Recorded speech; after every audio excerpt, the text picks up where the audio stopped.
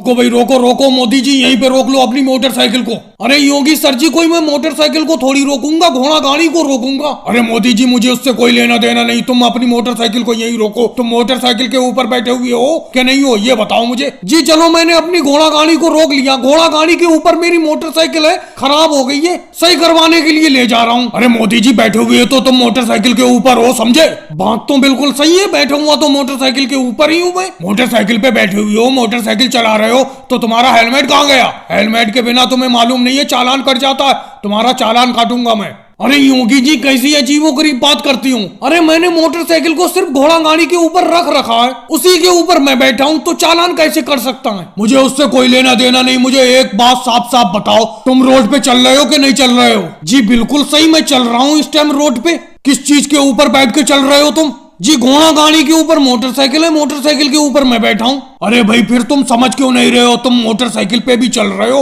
Road पर भी चल रहे हो, और तुम्हारा हेलमेट है नहीं, तो तुम्हारा चालान तो मैं जरूर काटूंगा। अरे योगी जी, कैसे तुमने मुझे धर्म संकट में डाल दिया, तुमने तो मुझे बुरी तरीके से फांस दिया, मैं क्या करूं? अरे पत्रकार अखिलेश यादव आ गए। जी अखिलेश जी, आप ही मेरा इंसाफ करो। जी मोदी जी बोलिए, मेरा काम तो इंसाफ करना है, आप बताइए क्या बात हो गई? ये योगी जी हेलमेट के ऊपर मेरा चालान काट रहे हैं, आप ही पूछो ये चालान क्यों काट रहे हैं, जबकि मेरी मोटरसाइकिल तो घोड़ा गाड़ी के ऊपर है। अरे भाई योगी जी, मैं आपसे ये पूछना चाहता हूँ, आप मोदी जी का चालान क्यों काट रहे हैं? अरे भाई अखिलेश, अगर ज्यादा रूल नियम तुम्हें ना पता हुआ करे तो बीच में मत बोला करो। ये बताओ, ये मोदी जी मोटरसाइकिल पे बैठे हैं कि नहीं बैठे? जी बैठे तो हैं ये मोटरसाइकिल पे। ये रोड पे चल रहे हैं कि नहीं चल रहे हैं, आप ही बताओ। चल तो रहे हैं रोड पे। अब ये रोड पे भी चल रहे हैं, मोटरसाइकिल पे भी बैठे, इनका हेलमेट नहीं है। बताओ, ट्रैफिक नियम के हिसाब से इनका चालान होना चाहिए कि नहीं होना चाहिए? अरे भाई मोदी जी, अपने आप निपटो, मैं तुम्हारे बीच में नहीं पड़ूंगा। तुम भी तो अजीबोगरीब कारनामे करे फिरते हो, मोटरसाइकिल को घोड़ा गाड़ी के ऊपर रखे हुए हो, ऊपर से उस पे बैठे हुए हो, चालान तो कटेगा ही कटेगा। योगी जी, अखिलेश क्या हाथ पे हाथ धरे रखने से खाना बन जाएगा? ये बताओ, मैं अपनी कार में सारा सामान लाया हूँ, ये गैस सिलेंडर, सारी सब्जी, सरसों का तेल। अपना लोग इस जंगल में ये प्लान बना के आए कि यहाँ पर मिक्स सब्जी बनाएंगे और रोटी और चावल बनाएंगे, यहीं पे आज पार्टी करेंगे जंगल में। लेकिन तुम खाना बना ही नहीं रहे हो, ऐसे कैसे काम चलेगा? देखो मोदी जी, मुझसे जितना करने का है वो मैंने कर दिया। मैंने सारी की सारी सब्जी काट के मिक्स कर दिया। ये देखो मेरे सामने कटी हुई सब्जी रखी है, आगे का काम तुम करो। अरे आगे का काम मैं क्या करूं? मैंने ये कहा था सारा सामान मैं लाके दूंगा, बाकी खाना बनाने का काम तुम सबका है। राहुल, यहाँ पार्टी पे आने से पहले तुम तो पहले बहुत बोल रहे थे कि मैं खाना बना लेता हूँ, अब तुम हाथ पे हाथ धरे बैठी हो। मोदी जी, मैं खाना बनाना तो जानता था, लेकिन यहाँ पर आकर भूल गया। अब बताओ क्या करें? मैं कहता हूँ कि तुम ही बना लो खाना। मैं बना लूं खाना? मैं सारा का सारा सामान भी लाया हूँ और खाना भी मैं बनाऊंगा। तुम क्या करोगे फिर? मैं खाना खाऊंगा आपका बनाया हुआ हाथ का, और फिर आपके खाने की तारीफ करूंगा। अरे मुझे बिल्कुल भी ऐसी तारीफ नहीं चाहिए। राहुल, चलो तुम नहीं जानते हो खाना बनाना। योगी जी, तुम कैसे शांत बैठे हो? ये बताओ, तुम भी तो कहते थे कि मैं मिक्स सब्जी बहुत अच्छी बनाता हूँ। जब अखिलेश ने सारी की सारी सब्जी काट दी तो तुम बनाते क्यों नहीं हो? बनाओ मिक्स सब्जी। अरे मैं कैसे बनाऊं मोदी जी? सब्जी किस तरीके से बनाऊं? आप कह रहे हो कि सारा का सारा सामान ले आया, कहाँ पर है सारा सामान? एक तेल है और सब्जी ले आए हो तुम, सारे मसाले, हल्दी, मिर्च, धनिया, ये कहाँ पर है? इसके बगैर कैसे मिक्स सब्जी बनेगी? हाँ योगी जी, ये बात तो बिल्कुल सही कह रहे हो तुम। मैं सिर्फ सब्जी, तेल, पानी और ये गैस चूल्हा लाया हूँ, बाकी कोई मसाला तो लाया ही नहीं मैं। वैसे ये धनिया तो है, देखो धनिया काम कर जाएगा। अरे मोदी जी, ये हरा धनिया, ये बात को पड़ेगा। धनिया पाउडर की बात कर रहा था मैं, धनिया पाउडर कहाँ पर है? तो इसका मतलब योगी जी, आज की पार्टी बेकार हो गई, ये सब्जी नहीं बन पाएगी। ऐसा करो, ये जो तेल है, तेल में भून लो इस सब्जी को, खाली सब्जी भुनी हुई खा ले। जब यहाँ जंगल में पार्टी मनाने के लिए आए तो कुछ तो खाकर जाएं। अरे राहुल, चारपाई के नीचे चादर में ऐसे कब तक छुप के लेटे रहोगे? ये वैसे राहुल, चारपाई के नीचे लेटने का तरीका तुमने बहुत अच्छा निकाला है। अरे योगी जी, क्या बताऊं, इन केजरीवाल का कर्जा निकल जाए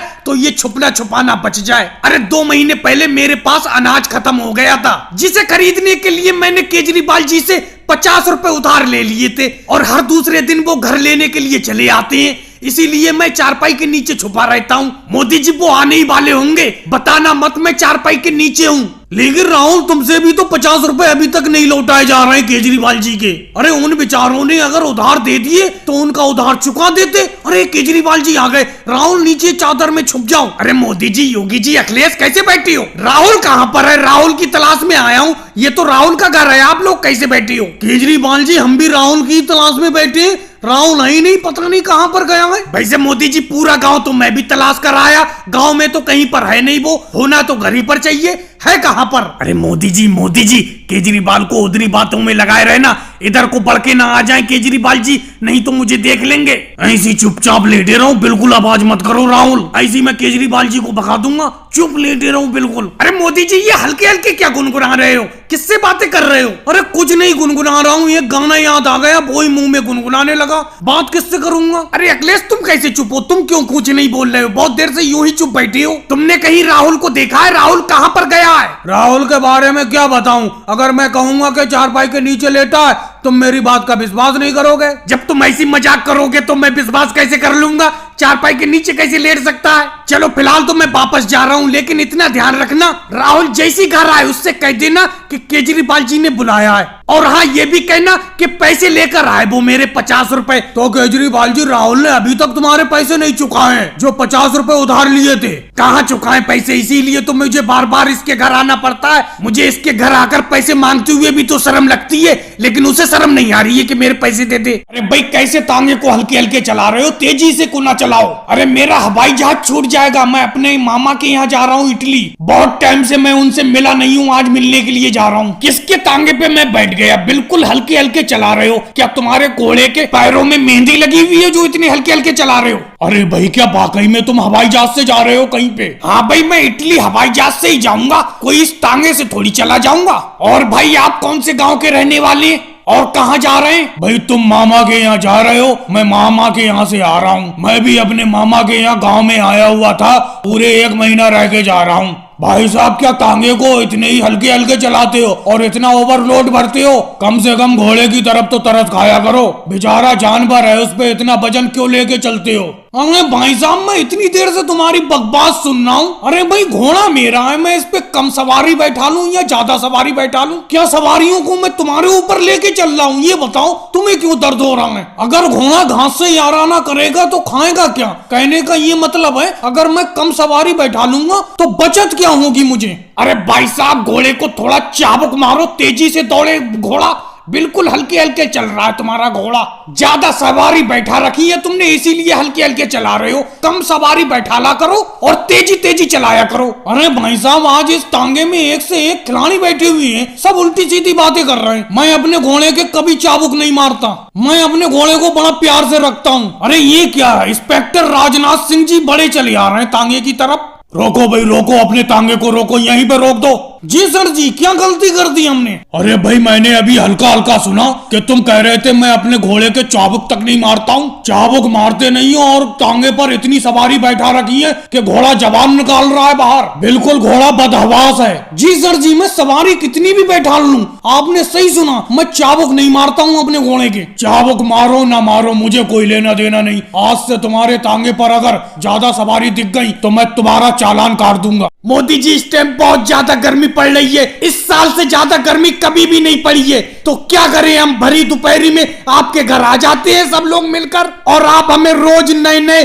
किस्से कहानी सुनाते हैं। आज कौन सी कहानी सुनाओगे मोदी जी बताओ? राहुल ये बात तो ठीक है, गर्मी तो बहुत ज्यादा पड़ रही है इस बार। तुम सब लोग भी इकट्ठे होकर मेरे घर आ जाते हो और रोज 2-2 गिलास दही का ताजा शरबत पीकर जाते हो। आज मैं तुम्ही से पूछता हूँ, बताओ कौन सी कहानी सुनाऊं? मेंढक और शेर वाली कहानी सुना दूं?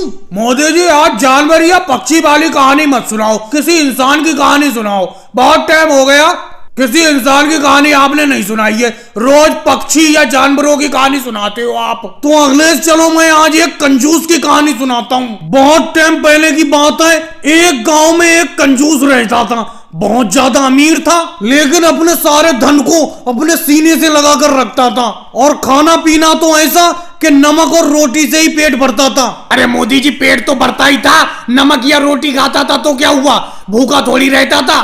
योगी जी तुम बीच में मत बोलो, और तुम तो ऐसी बातें करोगे ही क्योंकि तुम भी बहुत पैसा बचाती हो। एक दिन उसने सोचा कि आम का मौसम चल रहा है, रोज तो नमक रोटी खाता ही हूँ, आज मीठे मीठे आम खरीद कर लाता हूँ और आम खाऊंगा मैं। और बाजार में आम खरीदने के लिए वो निकल पड़ा और एक दुकानदार के पास जाकर बोला, आम क्या रेट दिए और ये आम कैसे हैं? दुकानदार बोला, आम तो शहद से ज्यादा मीठे हैं और आप पहली बार मुझसे आम खरीदने आए हो तो सस्ते लगा दूंगा। लेकिन कंजूस ने सोचा, ये आम शहद से ज्यादा मीठे कैसे हो सकते हैं, तो मैं इसके आम क्यों खरीदूं, शहद ही ना खरीद लेता हूँ, शहद ही खा लूंगा। फिर वो शहद वाले की दुकान पर गया, शहद वाले से बोला, शहद क्या रेट दिया है, शहद प्योर तो है? शहद विक्रेता बोला, मेरा शहद बिल्कुल प्योर है, गंगा जल की तरह शुद्ध। बोले जी कहानी तो बहुत अच्छी लग रही है, और फिर आगे क्या हुआ बताओ बताओ। फिर क्या, उस कंजूस ने सोचा, ये तो अपने शहद को गंगा जल की तरह शुद्ध बता रहा है, तो मैं शहद क्यों खरीदूं, गंगा जल ही ना पी लेता हूँ।